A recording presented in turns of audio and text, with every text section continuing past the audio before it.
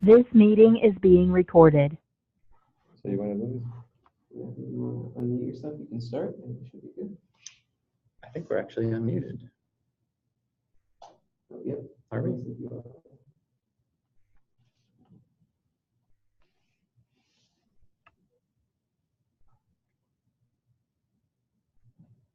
you want to do an introduction? I'll see if they can hear you. Sure. Want me to proceed, Pedro? We can proceed. Okay. So I think we're all ready, and we've got a few people joining us. And we're just going to do an audio check to make sure everyone can hear us. So we've got our audio technician, our audio engineer. And if you want to pull up the chat, and great. In the chat, you can also ask questions, and I'll be monitoring that. We're good to go. They can hear us. They can hear? Great. Yeah, so welcome everyone. Good afternoon or good morning or evening, wherever you're tuning in from. So welcome to the UW, as we say, the UW, which is the University of Washington Geotechnical Engineering program. And there are three of the faculty here to give an overview of the program and to talk to you. So I am Brett Maurer. I'm an assistant professor. And we also have Pedro Arduino to my left and Michael Gomez to my right. So the plan for this session is to give you a quick introduction to the program, our courses, what we're all about, tell you a little bit about what geotechnical engineering is all about as well. And we'll try to be pretty short and to the point, and then there'll be an opportunity to ask questions, and you can either actually type those questions in, I believe, and we'll be seeing those, or perhaps also they can speak through their microphones at some point. Okay. So without further ado, welcome to UW, and so what you're seeing here is essentially an aerial photo taken above campus, and we are here. So we're in Moore Hall, and it's really a beautiful campus. So what you can't see in the photo is that we're just about a 2 or 3 minute walk from the Seattle light rail system. So if you walk just 2 minutes, you can then get on the train, and in 5 minutes, you're downtown, and beyond that, you're maybe at Mount Rainier or wherever you'd like to be. So it's really an exciting and a pretty beautiful place for all of us to work. So just a little bit more about life at UW. There's the train that I mentioned. So you go to Husky Station, and in 6 minutes you're downtown. You can be at Pike's Place Market. You can walk the waterfront. You can get on a ferry. And as a student, all of the transportation is free to you. So you can ride the train, the bus, the ferry, all for free. And so that means going places like West Seattle or Alki Beach. So even though we're in the Pacific Northwest, we actually have some really nice sandy beaches where you can play volleyball. You can head to Mount Rainier National Park. Of course, there are whales here. So I think the thing that we probably all really like about Seattle is that whatever you're into, whether you're more of a city person or whether you're more of an outdoorsy person, whatever your interests are, you can find them here in pretty close proximity. So I think I'll let Pedro Arduino maybe chime in and just talk a little bit about how our department is structured at this point.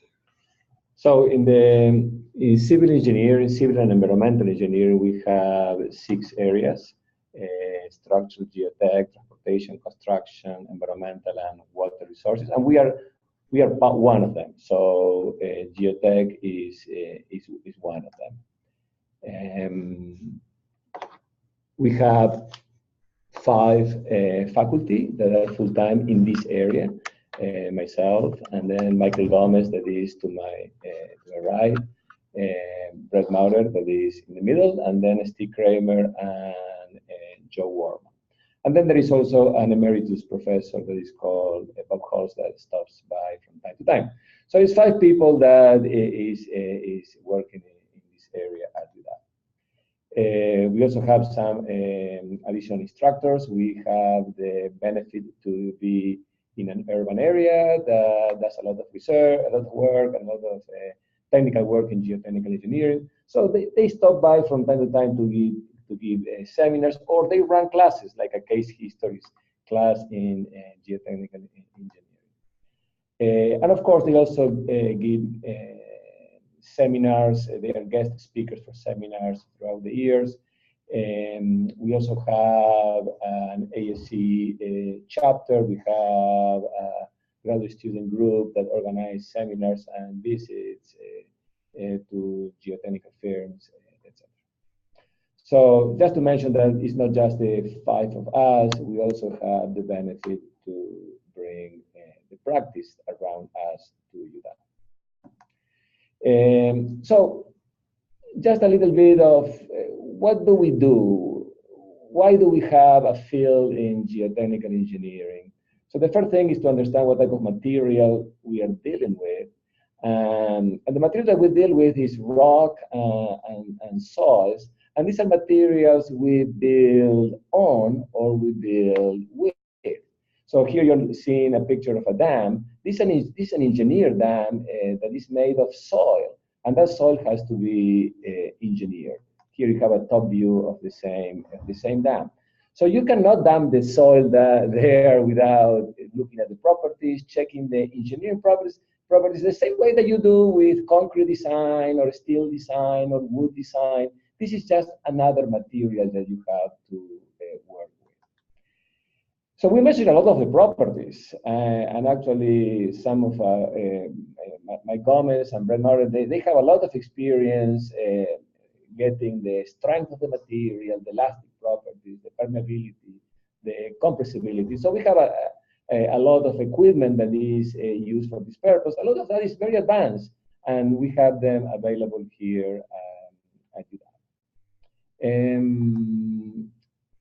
Also, you do field tests. Sometimes you cannot bring samples to the lab, so what you do is to go to the field, and you perform tests in the field. And there is a whole variety of tests in the field that they run in between what is called SPT, dilatometer, comb penetration test, pressure meter test, vein shear test. A lot of tests that you perform in the field in order to estimate the properties directly there on site. And we have a lot of experience on that too. In particular, Professor Bob Halls was an expert on some of these methods.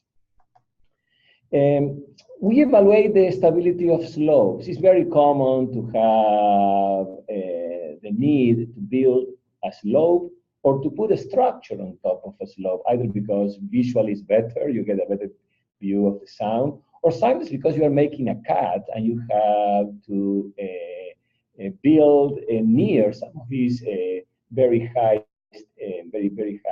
slopes. So how to evaluate the stability of these? You may have problems.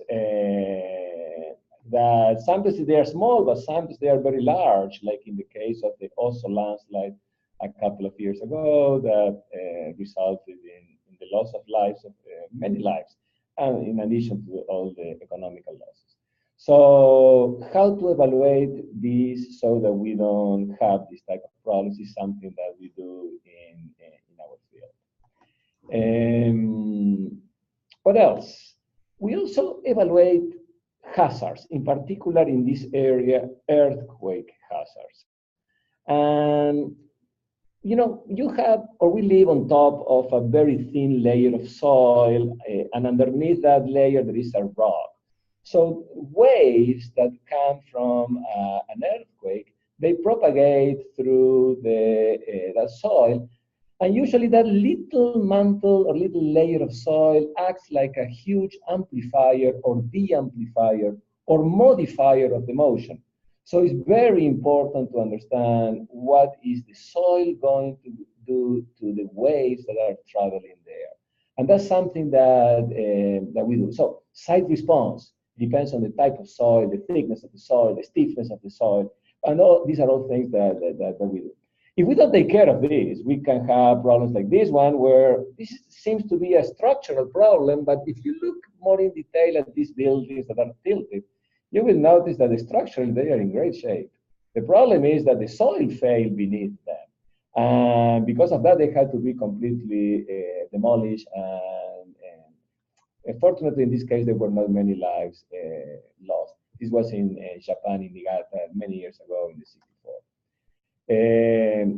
What we do, a lot of the things that we do is to conduct reconnaissance activities to learn from recent disasters. And we have had several of those in the last couple of months, actually. So we have people that go to these places, they collect information, and we try to learn from these problems so that these things don't happen again. On the left here, you have a picture of Professor Joe Wortman. On the right is a picture of, actually it's me, in Mexico City. This is a picture of Professor Cramer on a landslide here in Olympia after the 2001 Nisqually earthquake. So we do go to these places, we learn from them, and we try to prevent this in the future. This here says Taiwan, but it's not Taiwan. This is here. I took that picture. So what else do we do? We build, design, and construct tunnels. Actually, here this is a submerged tunnel. It's a drawing of a submerged tunnel that is crossing a lake, maybe Lake Washington. And actually, this was a project that we did many years ago when we were still thinking about the new 520 bridge or maybe a floating tunnel. Well, we ended up with a floating bridge. But the important thing here is that either the floating bridge or the tunnel has to be restrained at the bottom with some anchors. And that's a geotechnical problem. And that's the difficult part, to make sure that these constraints, these restraints are in good shape for the next 20 or 30 years. Tunnels are usually in soils, and actually, I don't know if you know, but one of the first tunnels in soils was built here in Seattle, actually crossing for the I-90 highway when it was getting to Seattle. Since then, we have done a ton of these tunnels in soils. That's the difficult part. How to do that without the soil collapsing on you?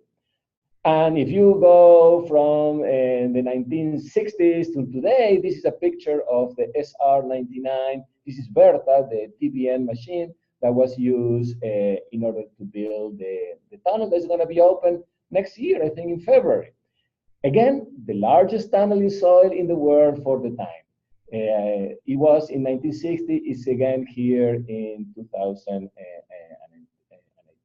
So we do the design of that. We evaluate groundwater flow, how the water flows through soils.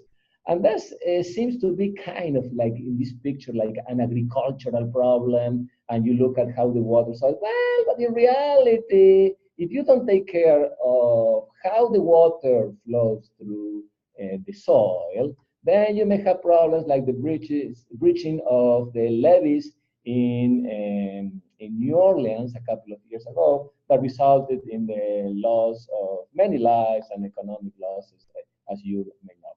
Is this a geotechnical problem? It's an interdisciplinary problem between the hydraulics people, the geotechnical people, and the structural people, and social problems, because why do we put these things there?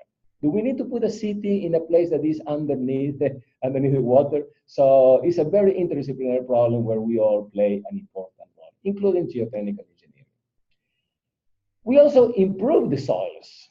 So these moon people, they are not in the moon, they are actually here, but they are trying to use some chemicals in order to improve the characteristics of this. What characteristics? Well, the strength, the permeability. If we want to prevent the water flowing through the soil, well, we have to change the permeability. If the soil here has a strength that is bad, or a strength that is affected by liquefaction, well, let's mitigate this problem. How? Improving the soil. And actually, I have next to me is Michael Gomez. He's an expert on that. And that's why we are very happy to have him here in the group. This is those soil mixing. No? Soil mixing, so you mix concrete with the soil clippings and you end up with a slurry that is much more strong than just having the soil there. And this one, what would you want to say with this one? The idea is just that, so kind of increasingly we're looking at the impacts of different soil type of techniques. And recently we've come to realize that we can use chemical and biological reactions in the soil. And sort of kind of the new generation of looking at ground improvement is trying to look at things like how can we use microorganisms or chemical reactions to help us do that. And one of the things we're looking at is actually using bacteria to do some of this soil improvement for us. So it's kind of an interdisciplinary linkage between geotechnical engineering, between microbiology, and also kind of looking now more towards biogeochemistry and these sorts of things. So it's an exciting time. Yeah, again, we have to get out of these silos that are just soil mechanics. It becomes interdisciplinary. So we need to do chemistry for doing this type of problems. We need to do biology here. We need to understand how these bugs grow and move around, how to control them, how to tell them, go here or there, poop here or poop there, because that's what they really do. And that's really an interdisciplinary problem. So again, more on the tunneling. Lately, we have seen several activities related to tunnels. One of those was next here to the light rail, with the tunnels that go to downtown Seattle. In next year, we are going to open another part of the tunnel that goes all the way to the north. We are crossing also to the east side. So we are going to see tunneling much more in the next couple of years. And the technology that we use for tunneling is complex. It involves understanding a lot how the soil that you are cutting behaves, in addition to understand everything else. It's a structural problem too, and it's a construction management problem too. And this is a picture from a couple of years ago for the tunnel in the light rail station here at UW, next to the Husky Stadium. And that's how the construction site used to look like. Now everything is covered, you don't see anything, but below there is a big hole that needed to be done in order to build this. This is another picture of the same construction site for the UW station. Here you see the walls on that excavation. These walls had to be heavily reinforced so that the soil doesn't collapse on top of you. And believe me, the loads that come from the soil are huge, are tremendous. So these are very strong walls. And this is the inside of the tunnel when they were building this with a tunnel boring machine, or TBM as it is known. We also do a lot of simulations because sometimes we have structures like this bridge, and then we say, well, what would happen if this bridge is subject to an earthquake? We don't know if the earthquake will happen there. So we have to start doing modeling. We do finite element models. And these finite element models are three-dimensional. They include not just the soil, but you have to start modeling the abutments, the embankments, the piles, the interaction between the piles and the soil. So the numerical component of this becomes very heavy. And again, very interdisciplinary between geotech and the structural people and the mechanics people, and of course, all the numerical people. This is another case of a bridge in Chile that collapsed. And again, we did the whole analysis of this bridge, including the foundation, the piles, and so that we can understand better what happens. So what I'm trying to say is numerical modeling is a very important component of what we do. It can become difficult, for example, when you are doing the analysis, very simple analysis of a bucket of soil that you are trying to turn, how to model that the soil is moving like that. This is not a simple analysis, it's numerical analysis, how to do that in the proper way so that you get realistic and accurate numbers. Also, we model water. If we can model the flow of that granular material, what happens if you try to model the water? This is the case of a tsunami that is impacting a bridge. The bridge is represented by the little structure. So when the tsunami comes, of course, it crashes into the structure. So we want to know how much are the loads. so that we can design better the bridge structure. So with that, I think that I have given you an overview of what do we do. Particularly, I have tried to emphasize all the areas that we do here at the University of Washington, where we have faculty with expertise with that. So with that, I think that now we should move more into the program, our program itself. And I think I will leave that to Brett, so maybe you can go into that. Sure. So that's that's a very good overview of what geotechnical engineers do. So how about in Seattle? And one of the really great things about being here is that it's really a booming city. And everywhere you look around, there's some kind of construction, there's some kind of mega engineering project. And so as students, when you're here, you're very much exposed and in contact with all that's going around in Seattle. So maybe you've seen this particular figure or this stat before, that in fact Seattle has more tall tower cranes than any US city. And so case in point, the next photo you see, I'm not sure that it's all of the cranes, but it might be about a third of them. There's about 21 shown here. And again, you see sort of the boom town that Seattle has become. So there's all kinds of really interesting geotech projects going on. We have what is called the I-99 tunnel that is just about to open, and this is going to carry cars.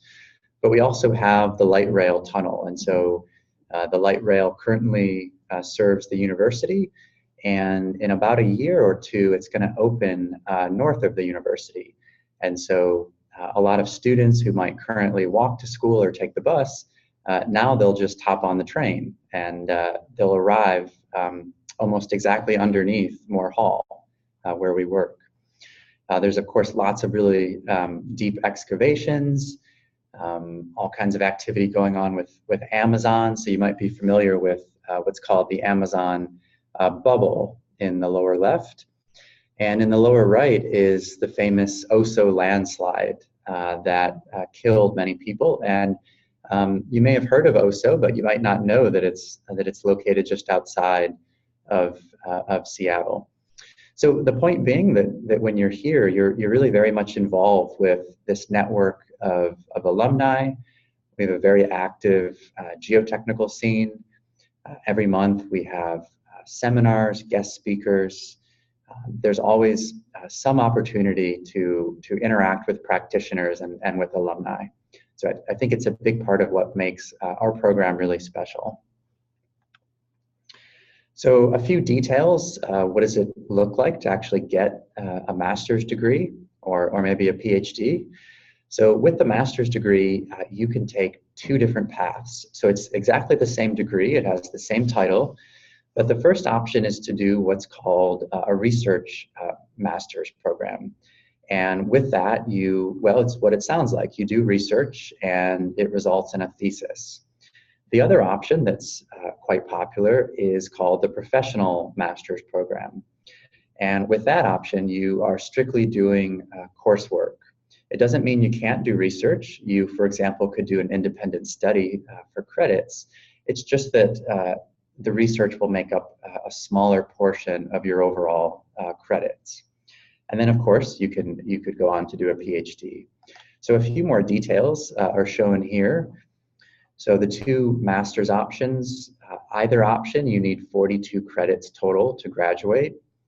With the research option, you would typically do 9 credits of research. So you write a thesis and that would count for 9 credits, and the other 33 would come from coursework. With the professional track, again, 42 credits, but it's all coursework. So obviously that's a few more classes, probably 3 more classes. If you're interested in doing a PhD, that is a total of 90 credits. And importantly, you get to count 30 of your master's degree credits. So it's not as many credits as it might sound, because once you've done a master's degree, in fact, it means only taking another 1 year of coursework. And the rest of the PhD, it's of course all about research. And So there's a few exams that go along with that. This is pretty typical, whichever program you might go to. So you have the qualifying, the general, and the final exam.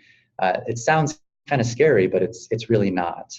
Only the first exam really resembles what you think of as being an exam. The other two are really just presentations, and I think of them as more so being a celebration of your work and of what you've accomplished. They're not something to be stressed about.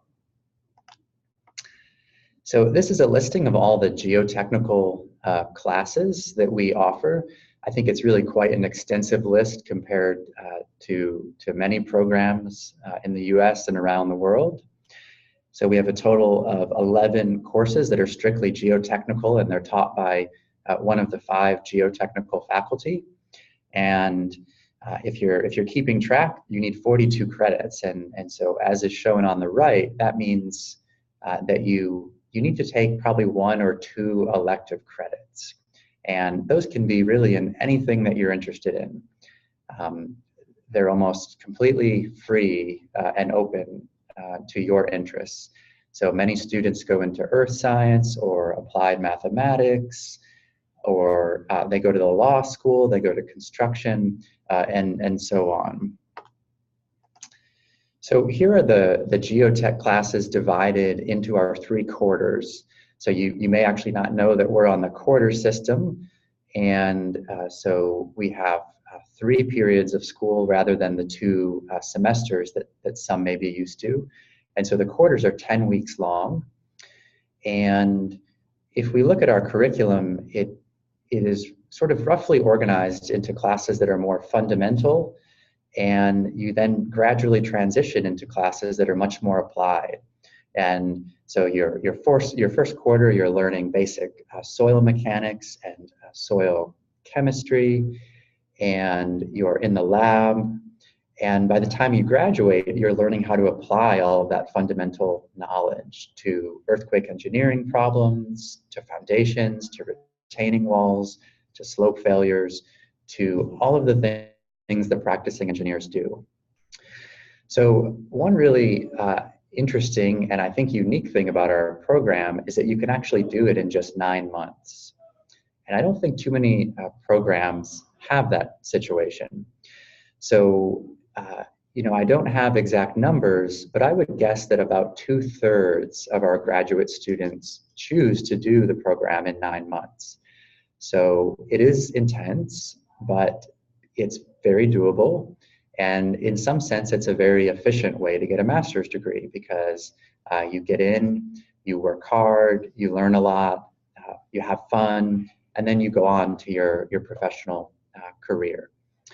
The other probably 1/3 of the students are either on a track to do it in, say, 1 year. They take a little bit more time by choice, or maybe they're really interested in getting a taste of research. They're thinking about whether they want to do a PhD, and so that experience is important. Or sometimes students do master's degrees over very long time periods. So they are working full-time and they take 1 or maybe 2 classes each quarter. And that's possible to do, and we always have people in the program that are doing that. So I mentioned already that with those elective credits, you can go out and do just about anything that you want, and we very much encourage that.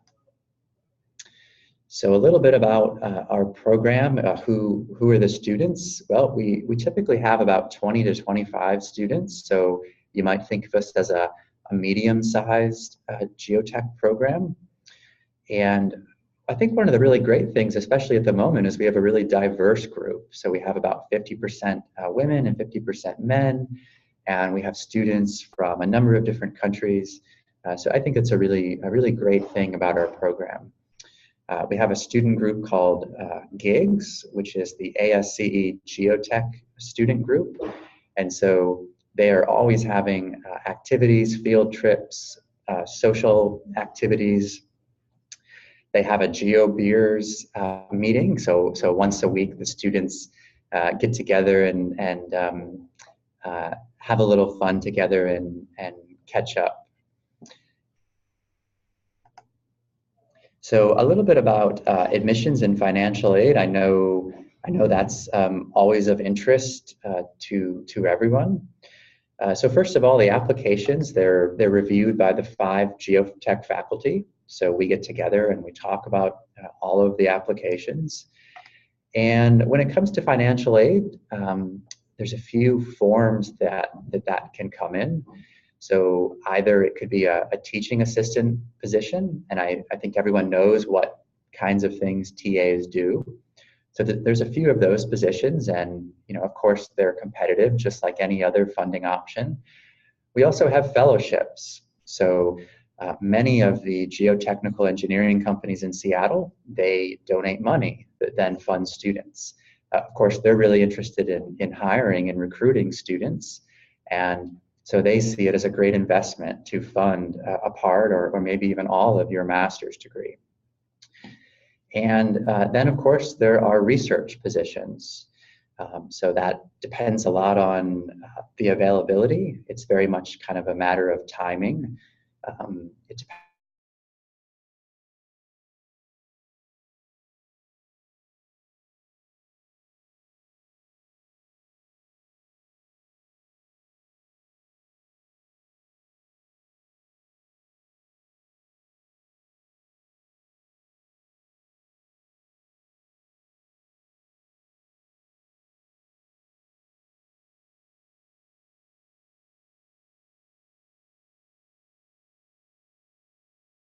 This meeting is being recorded.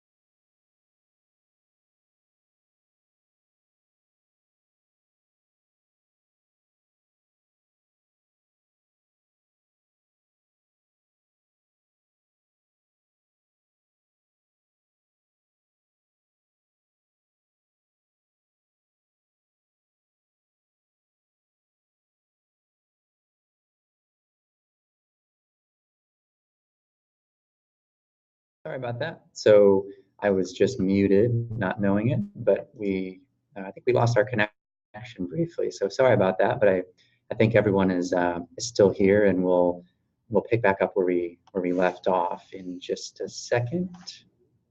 Okay, so I think we're. Am I displaying my screen? No, you need to share your screen again, but your audio is good. Great. Okay, so share screen.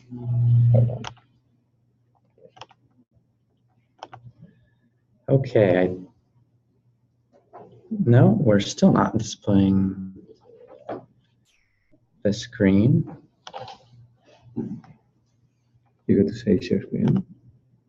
There. Great. Sorry about that again. Okay, so that's the details on financial aid. And I think just before it cut out, Pedro was saying that probably the majority of students in the program do receive some kind of funding. So it doesn't mean that they're fully funded, but the point is there's actually a really good chance of getting financial aid. So just a few more slides we have about the student activities. So one example is the Pacific Northwest Graduate Student Symposium. So this is a geotech specific conference that is just for graduate students from all of the universities in the Pacific Northwest. And I think, in fact, we're actually planning to host this next year. So it's something that you might get to be a part of. We have all kinds of outreach activities, and outreach means interacting, for example, with younger students. Engineering Discovery Days is a special event that we have every year, and it attracts about 10,000 students from elementary school up through high school. And as graduate students, you, for example, might be teaching them about geotechnical engineering. So some of our students demonstrate tsunami hazards, some demonstrate liquefaction, and this is all about hands-on activities and kind of motivating and encouraging the next generation of engineers. So we have social get-togethers. This is a photo from our most recent GeoTech Potluck that was actually at Professor Arduino's house. And this is probably most of the students, but not all of the students. So just a few things about our lab capabilities, which have really improved, or let's say grown tremendously in just the last couple years. And I think I'll let Michael Gomez tell you just a little bit about the lab, because he's been a big reason for all of the new infrastructure that we've gotten lately. Sure. Yeah, so we have a lot of exciting new type of equipment in terms of the laboratory for the geotechnical graduate group. This is just kind of showing a picture of the graduate lab there, where there's a variety of different equipment looking at kind of basic soil classification. So there's sieve analysis, there's hydrometers, this sort of thing, going through Atterberg limits, as well as being able to test permeability, looking at consolidation behavior with odometers. We were fortunate to get a new direct simple shear piece of equipment, which can do both direct shear and simple shear type of tests. And we're hoping to always expand our lab capabilities and hopefully get some new interesting stuff like bender elements and be able to do geophysical tests in the lab as well. So we're excited and thankful to have a lot of new equipment and kind of new capabilities to look at soil behavior and also do some more kind of interesting things in the lab class, as well as kind of link it in with some of the other courses that we have as well.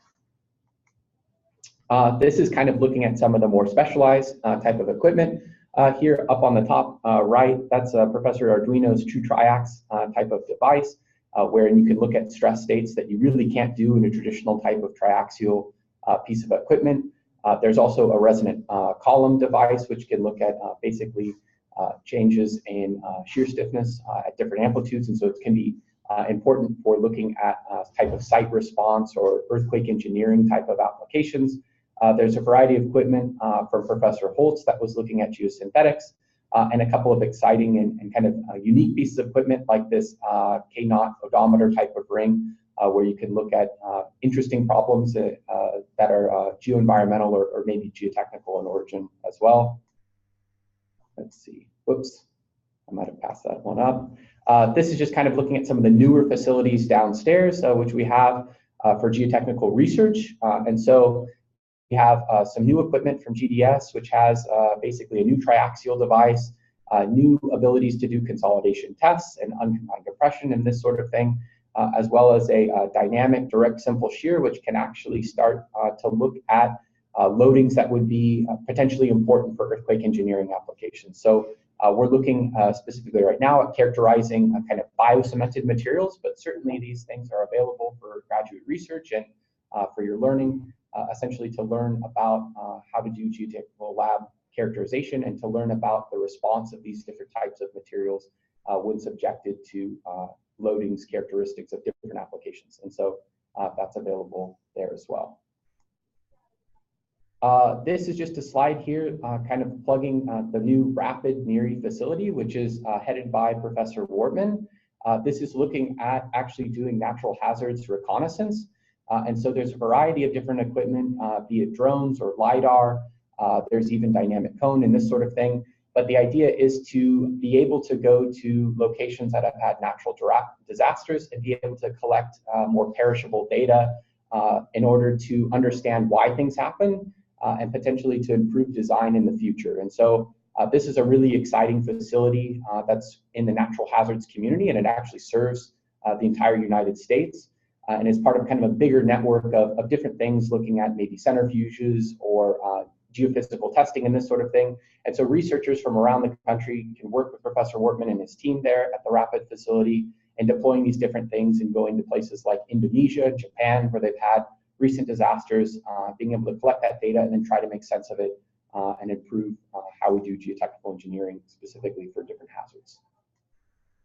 And so this is just kind of our overview of the geotechnical faculty. We've got 3 of us here over on the far left of the screen as well. There's also Professor Wortman, Professor Cramer, and Professor Holtz. And I think now this is going to kind of lead us into talking about some of our individual research kind of interests. And so this is and we are going to go very quickly on this. Just to mention, what do we do? This is me a little bit younger. A couple of years I had dark hair once, but I have hair, you will see. And I do a lot of what is called computational geomechanics. So I'm really interested in the numerical methods applied to geotechnical problems. I do constitutive modeling, mechanics of porous media, soil foundation interaction, large deformation problems due to, for example, big landslides or even tsunamis. So it's all related to the computational geomechanics aspects of the field. This is me, and so my research interests are primarily around what's called biogeotechnics. It's this idea of being able to use biomediated processes in the ground, either by bacteria or algae or something else, as well as the idea of looking to nature for inspiration. So that's kind of the idea of bio-inspired designs, where we might be looking at designing tunnel borings like ants do, or perhaps designing piles in a way that's similar to how trees might stabilize themselves. And so this is kind of a new field that's being formed. There's an engineering research center associated that we're linked up with too.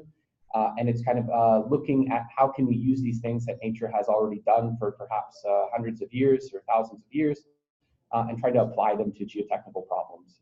I'm specifically looking at biocementation for ground improvement. I'm interested in a lot of different advanced soil characterizations. And a lot of my research has to do with looking at these biogeotechnical solutions, and specifically biomediated solutions, and applying them to things like looking at how does the biocementation degrade, what is the response of these different types of materials, and how can we develop or come up with new ways of using these mechanisms for our engineering purposes. So this is Professor Bob Holtz, and he's a retired, so he's an emeritus faculty, but he had a big impact on the soil improvement field, including geosynthetics. He's one of the creators of the geosynthetics field. He did a ton of in situ testing, also characterization of soil properties in the lab, and a lot of work in foundations. So we are lucky that he's around us from time to time. So very well-known guy, because he also wrote one of the leading books in geotechnical engineering that has been used for decades. So this is Professor Cramer, and he's an expert in geotechnical earthquake engineering, and he's the author of one of the leading books in this field.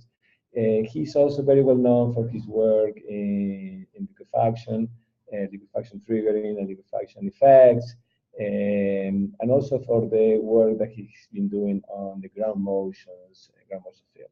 Very well known faculty and engineer, and we are also lucky to have him in our club. Yeah, so this is me, and a big part of what I do is also focused on geotechnical earthquake engineering. So for example, soil liquefaction, I work on models to better predict liquefaction, to better predict the consequences for structures, and then to use those models to make better decisions about when, for example, to mitigate liquefaction. I also study something called paleoseismology, and the basic idea there is there are a number of places in the US and around the world where we know we have a big earthquake hazard, but we don't really know much about the earthquakes. So we maybe know that there was a big earthquake.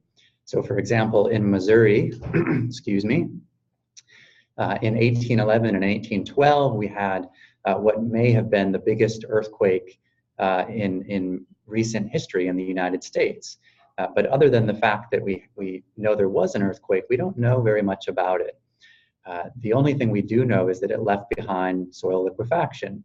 So we can perform a forensic analysis on that evidence, and we can work backwards to try to better understand characteristics of the earthquake. So I'm interested in doing those studies in the Pacific Northwest, in the central US, in Missouri, and in a number of other seismic zones as well. And then lastly, we have Joe Wortman. So we already said a little bit about Dr. Wortman because he is the director of what's called the RAPID facility. So he's very much interested in post-earthquake reconnaissance and technologies. And other than that, one of his primary research interests is in landslide hazards and slope stability. That may mean developing new landslide models. It also means going out and studying landslides when they've happened using drones and other types of technologies. So I think that brings us to the end of our slides. And so we'll leave you with another beautiful photo of Seattle. Again, I think what we all like about Seattle is that whatever our interests are, I think we find them pretty close, whether it's interest in the city or interest in the mountains. So I think you have the ability, if you're so motivated, to type in questions. And yeah, so yeah, please open the chat and type any questions. So if you have questions, we'll see those and we'd be happy to answer them. If there aren't any questions, we appreciate you joining us, and so we have one. Yeah. So first question is, I understand there are several positions open, such as TAs. Does UW have lab assistants or similar positions? Yeah, so a lab assistant, I suppose, could mean a couple things. It might mean a research assistant in the lab, and yeah, in fact, we always have a number of funded grad students doing work in the lab. It might also mean that you're a TA and you're in the lab teaching the undergraduate lab course, and we always have grad students doing that as well. So absolutely, every year there are opportunities to be a funded lab assistant. So yeah, we are lucky that in our soil mechanics class includes a lab component. And our graduate lab also is, of course, a very intense lab activity. And then, so those will require TAs. And the TAs are usually either the new master students that apply. We try to use that as a recruitment for somebody that wants to come to the University of Washington and is good in the lab, so we can use that. But also we do research in the lab. And in particular, now that we have Mike Gomez, you have had graduate students and undergraduate students, both of them. Yes. So yeah. These things happen.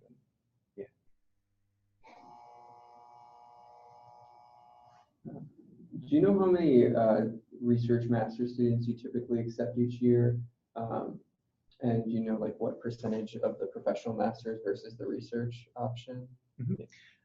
And Eric, is everyone able to see the questions that come in, or shall we repeat them? They should be able to, but you can feel free to repeat them or summarize them. Yeah, so the gist was, how many research master students are there? What percentage of master students do research? I think that was the question. Yeah. Right? Do you want to answer that, Pedro? Yeah. I don't know if the question is that, or how many of those are in the professional masters or in the research masters. I would not look at that as a big deal. We have a lot of students that want to do research, but they start in the professional masters. They start in the professional masters, they take classes, and then they say, oh, I want to do research. We have some other students that want to start in the research component, and then they move and say, oh, I just want to do the professional one. And they move to the professional. So you always have the option to do one or the other. If you are receiving some funding from a grant that is for a research activity, we expect that that student is going to be doing a thesis, hopefully.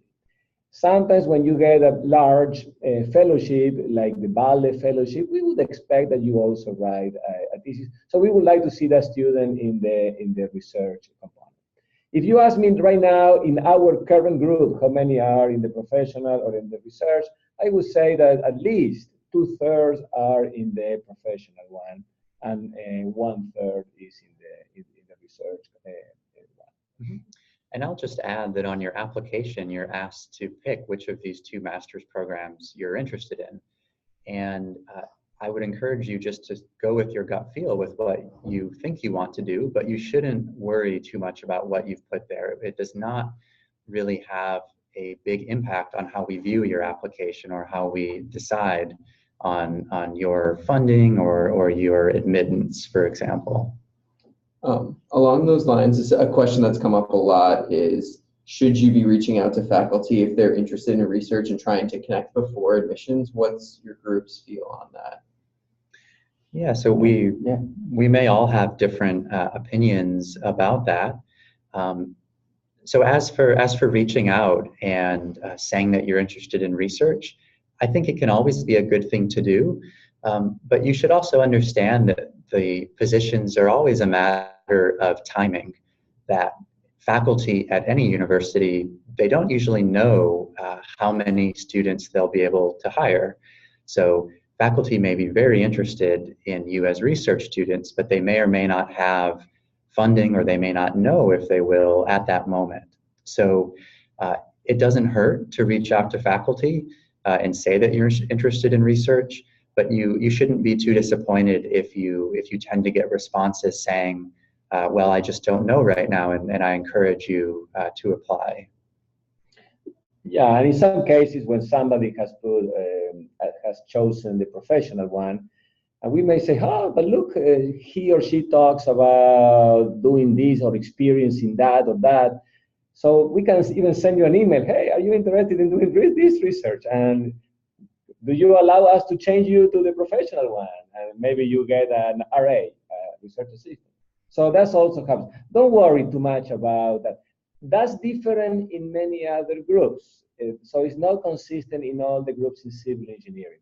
Some other groups, they really differentiate between the professional and the research students. For us, and that's also in the structures group is the same, you are all in the same group. And I would also add to that, if you're in the professional master's program, it doesn't mean that you can't do research. So there's always an option to do an independent study. If there's a small research project or thing that you can do with one of us, and perhaps you're interested and just want to try research out and see what it's like, there's always an opportunity potentially to find a kind of an independent study type of scope of work and be able to do that too. So that's always an option. Mm-hmm. And you can also switch which of the programs that you're in once you're here. There's a question here about if any of the faculty do research related to buried pipeline geohazards. Do you know if anybody does that in the group? Yeah, so the question is about pipeline hazards. And I think probably a number of us indirectly study pipeline hazards because, for example, we study soil liquefaction and the effects of liquefaction on infrastructure at the near surface. In terms of, say, doing full-scale pipe testing, there's no one here that's currently doing that kind of work, but we very much do indirectly study pipeline hazards. And we have done a lot of reconnaissance work, because every time that you have an earthquake and maybe there is liquefaction or maybe subsidence like displacements, pipelines, it could be water or sewer, they are affected. So we have done a ton of work on reconnaissance and evaluating the damage and connecting with what's the process after the damage has happened, how to recover from that. So yes, we do some work on that. So I think that's all the questions we have. Feel free to chat me another one or two if you have them. Otherwise, for logistical questions, feel free to email the grad advising team at ceginfo@uw.edu. And if it's related to the field, we can pass it on to faculty. Or if it's related to your application, we can try to help you with that. Any last words? No, I would just say thanks for joining us, and to follow up on Eric, if you have any question that's really specific to our program, the courses or research, feel free to reach out to any of the Geotech faculty. You can find our emails pretty easily. Yeah, and if you are around here and you want to talk to us, also stop by. The worst thing that we can say is I am busy right now, but we are pretty open, and anytime that somebody wants to know a little bit more about us, it's a good thing to stop by and say, hey, I am around. We have 5 minutes to talk about the program, and I can introduce you to other students, or we can introduce you to other students and talk to you. Okay, well, yeah, thanks again, and have a good week to everyone. Thank you. Thank you.